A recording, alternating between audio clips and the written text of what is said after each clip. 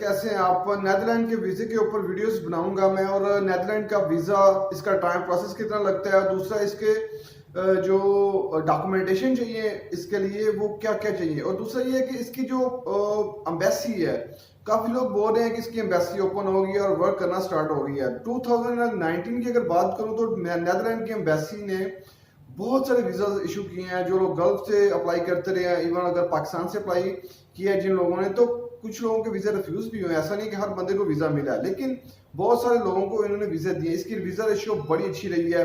Netherland की, German की visa ratio Pakistani passport के ऊपर, इवन इंडियन पासपोर्ट वाले इंडियन पासपोर्ट हैं जिनके पास, उनके लिए भी वीजा रेशियो बड़ी अच्छी रही है। और एक ये चीज के जिन लोगों ने ट्रैवल ऑलरेडी किया हुआ था उन लोगों को इन्होंने मल्टीपल वीजास दिए हैं, और दूसरा ये है कि जिन लोगों ने फर्स्ट टाइम इवन अप्लाई किया उन लोगों को भी इन्होंने मल्टीपल वीजास इशू किए हैं।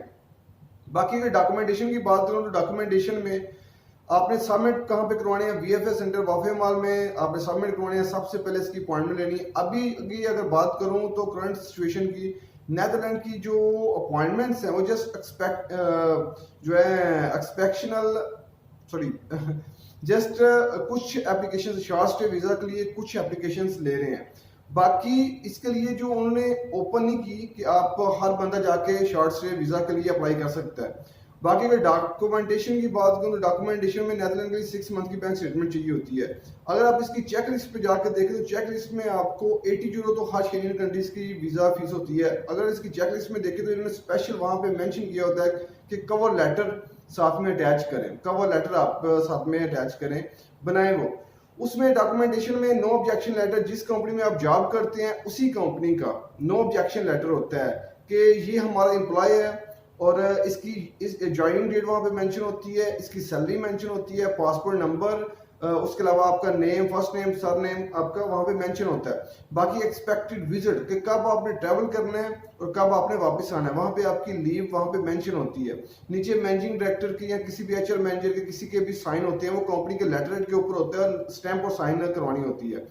उसके बाद बैंक स्टेटमेंट, इसके लिए 6 मंथ की बैंक स्टेटमेंट चाहिए होती है, जो कंपनी किसी भी बैंक की हो जाए, और स्टैंप हो, ओरिजिनल स्टैंप, साइन ना भी हो लेकिन स्टैंप हो, कि वेट स्टैंप हो, लाइक ये कि प्रिंटेड स्टैंप आपने साथ में जस्ट ऑनलाइन आपको आई है स्टेटमेंट, वही आपने अटैच कर दिया है। स्टैंप लगवानी है आपने बैंक से जब इशू करवाएं तो। 6 मंथ, कुछ बैंक 25 दिरहम चार्ज करते हैं 6 मंथ की, कुछ बैंक पर मंथ की 25 दिरहम चार्ज करते हैं, जिस तरह एडीसी भी है या और बैंक है। बाकी अगर दूसरे डॉक्यूमेंट्स की बात करूं तो आपके पासपोर्ट की copy, visa copy, ID card की copy, hotel booking, flight reservation, travel insurance, और कोविड प्लस ट्रैवल इंश्योरेंस जो 30,000 यूरो को कवर करती है। उसके अलावा कवर लेटर, कवर लेटर में आपने एक अच्छा सा कवर लेटर बनाना है और उसमें एक्सप्लेन करना है कब से आप यूएई में है, और आप जो करंट आपकी सिचुएशन है, आपकी सैलरी कितनी है, आपका डेजिग्नेशन क्या है, आपकी फैमिली यहाँ पे है, पाकिस्तान में है, आपने कौन कौन सी कंट्रीज ट्रैवल किए हैं, और कौन कौन से डॉक्यूमेंट्स अपनी एप्लीकेशन में अटैच किए हैं। अगर आपका पार्टनर का वीजा है तो साथ में ट्रेड लाइसेंस की कॉपी अटैच करें अपनी। उसके अलावा अगर आपके पास गाड़ी वगैरह है तो उसका मुल्की अटैच करें, ड्राइविंग लाइसेंस की कॉपी अटैच करें, इलेक्ट्रिसिटी के बिल अटैच करें।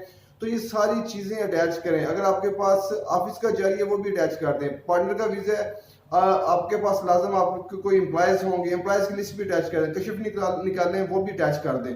कि जो जो टाइज स्ट्रॉन्ग आपको, जो आपकी एप्लीकेशन को स्ट्रॉन्ग बनाती है, लाइक कि वो आपने अक्सर देखा होगा कि लोगों के वीजा रिफ्यूज होते हैं और वहां पे एक ऑप्शन होती है, एक 9 नंबर पॉइंट होता है, वो आपके हमें श्योर नहीं है कि आप जाएंगे और जाने के बाद वापस आ जाएंगे। वो यही पॉइंट होता है कि उनको श्योर कैसे करवाना है कि आपके जिस कंट्री में आप ऑलरेडी रहते हैं उसके साथ आपके ट्राइज स्ट्रॉन्ग है, आप शादीशुदा हैं, आपके फैमिली यहाँ पे रहती है या पाकिस्तान में रहती है, उसके अलावा आपकी अच्छी सैलरी है, आपकी बैंक स्टेटमेंट ठीक है, उसमें अच्छे पैसे हैं, उसके अलावा आपके पास गाड़ी है, ड्राइविंग लाइसेंस है यहाँ का, उसके अलावा आपके पास फ्लैट है, ट्रांसी कॉन्ट्रैक्ट आपने साथ में अटैच किया है, एवरी मंथ उसके बिल्स जो है वो प्रॉपर पे कर रहे हैं। तो ये सारी चीजें हैं जो वो आपकी एप्लीकेशंस देख रही हैं।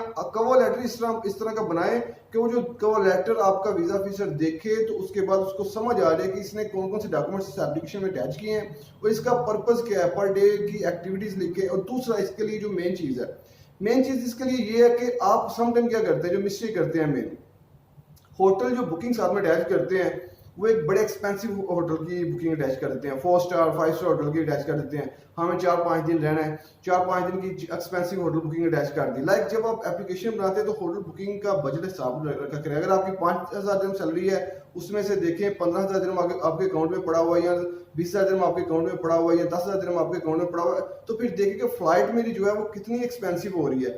ज्यादा एक्सपेंसिव है, उसी लिहाज से फ्लाइट की देखिए, जो चीप फ्लाइट पड़ती हो, जो चीप डेट की फ्लाइट पड़ती हो, उस फ्लाइट को चूज करें।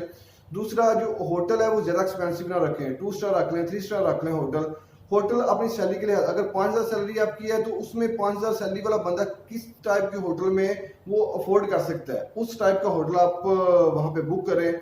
और क्योंकि एक दूसरी चीज ये भी है कि जो बंदा ट्रैवल करता है, जो ट्रैवलर है, जेन्युइन ट्रैवलर है, हमेशा वो लो बजट में ट्रैवल करेगा। वहां पे आप उसका बजट ज्यादा नहीं होगा एक्सपेंसिव, क्योंकि वो ना तो बिजनेस विजिट के ऊपर जा रहा है, वो जस्ट ट्रैवलर है, कंट्रीज घूमता रहता है। तो उसका हमेशा उसका प्रेफरेंस यही होगी कि कम से कम मैं, मेरा बजट लो, मेरे पैसे कम से कम लगे, उसमें आपने एक्सप्लोर भी करना है कंट्री, उसके अलावा आपने शॉपिंग भी करनी है। तो ये सारी चीजें हैं।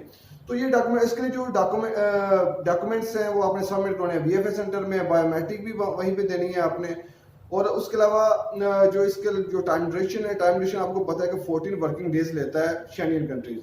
14 वर्किंग डेज से पहले भी भेज देती हैं, लेकिन 14 वर्किंग डेज इसकी VFS की साइट के ऊपर लिखा होता है। आजकल एरामिक्स के थ्रू आपको पता है कि वो भेजते हैं, जस्ट सबमिट करवाने के लिए जाना है, बायोमेट्रिक के लिए जाना है, बाकी वो आपको पासपोर्ट आपके एड्रेस के ऊपर ही पहुंचा देते हैं। तो अभी तो नेदरलैंड नहीं ओपन हुआ, शायद नेक्स्ट वीक में या 1-2 हफ्ते के अंदर शायद वो स्टार्ट कर देंगे प्रॉपर। तो अपने डॉक्यूमेंटेशन उससे पहले रेडी रखें, जो लोग इंटरेस्टेड हैं उससे पहले, जिन लोगों की ट्रैवल हिस्ट्री ऑलरेडी, अगर ट्रैवल हिस्ट्री नहीं है तो ट्रैवल हिस्ट्री कम से कम बना के तो फिर अप्लाई करें। लाजम नहीं कि आप जो है वो डायरेक्टली अप्लाई कर दें, ये रिस्क ले लेते हैं, मुश्किल नहीं है। हाँ, अगर आपका वीजा स्टेटस लो है तो फिर कोशिश ना करें, फिर कम से कम ट्रैवल हिस्ट्री बनाने के बाद करें। हाँ, अगर आपका वीजा स्टेटस अच्छा है, अच्छी कैटेगरी के, आपके टाइस इस कंट्री के साथ स्ट्रॉन्ग है, तो फिर अप्लाई कर रहे हैं, रिस्क ले रहे हैं। जो कम से कम लॉजिक बनता है कि हाँ आपके टाइस स्ट्रॉन्ग थे और आपने अप्लाई किया है, उन्होंने नहीं दिया, तो फिर कोई बंदा बोल सकता है। लेकिन जो लोगों का वीजा भी स्टेटस भी लो है, बैंक स्टेटमेंट भी अच्छी नहीं है, तो अगर वो डायरेक्टली वीजा अप्लाई कर देंगे तो वो लॉजिक नहीं बनता, तो वो वीजा मोस्टली रिफ्यूजल के चांसेस हो जाते हैं। इसीलिए लोगों के 2017 में वीजा रिफ्यूज है, 2018 में वीजा रिफ्यूज है, इस कंट्री का वीजा रिफ्यूज है, क्योंकि वो बगैर प्लानिंग के, बगैर गाइडेंस के उन लोगों ने वीजा अप्लाई कर दिए होते हैं। तो ये सारी चीज़ों का ख्याल रखा करें जब भी वीजा अप्लाई करते हैं। तो इंशाल्लाह मिलते हैं अगली वीडियो में।